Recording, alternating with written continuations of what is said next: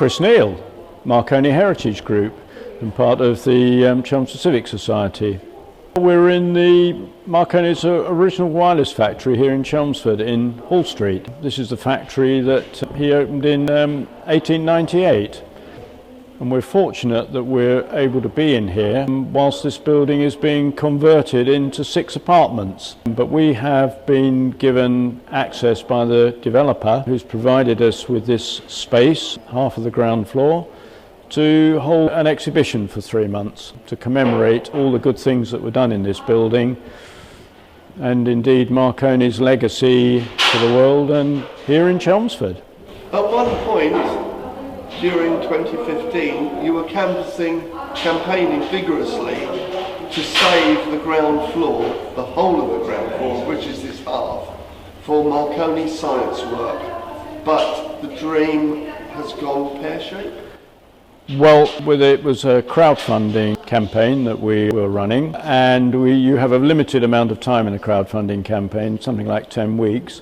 We had an objective to raise £380,000, which would have got us a 99-year lease, actually only on half of the ground floor, which is where we are at the moment. The crowdfunding campaign ran through the 10 weeks. We got to £20,000, and that basically meant we then had to terminate our efforts because that's the rules of that kind of fundraising arrangement.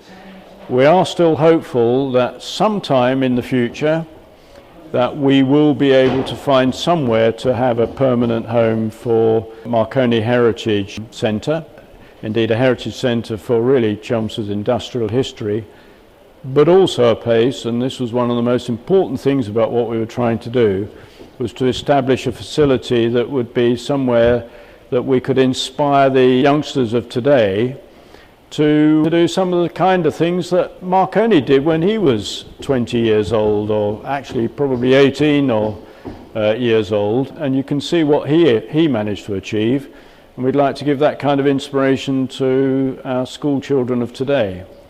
So part of our plans was to create a facility that we could hold science and engineering clubs, or STEM clubs as they're known, as well as a lot of exhibits and so on. You know, our energies have been focused on putting this exhibition together, very short notice. The developers were kind enough to ask us to take it on back in January, and the building to be available from March through to the end of May. So we've been really 100% focused on doing that. Clearly what we're hoping is that it will be a really successful exhibition, that we'll have an awful lot of people through, and I mean we just did what we call our soft opening this morning, and I think we've probably had 100 people in here already this morning, so it's been very, very busy. Some of you will be aware that Professor Daniela George gave the Royal Institution Christmas lecture the year before last.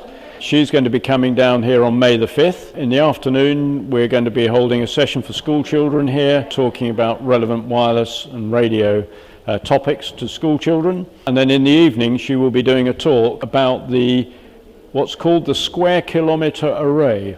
Now, this is a brand new radio telescope, multinational radio telescope, that's in the planning stage at the moment, but she's heavily involved in that at Manchester University along with Jodrell Bank. That's about the future of radio. None of that would be possible without all of the early work that Marconi did. What's so important about a tiny little factory like this in Hall Street, overshadowed by its big brother New Street? Well, of course, New Street wouldn't have happened if Hall Street hadn't been here. Hall Street was a place where all of the early wireless sets were built and the development equipment was built that enabled Marconi to go from carrying a big black box around and demonstrating it in fields to actually producing equipment that could be sold to many people and to start building the volume of wireless equipments that were needed around the world. And it was 12 years that he was in Hall Street that they built the business to the point where they couldn't any longer build enough equipment within this building that they had to establish a new factory.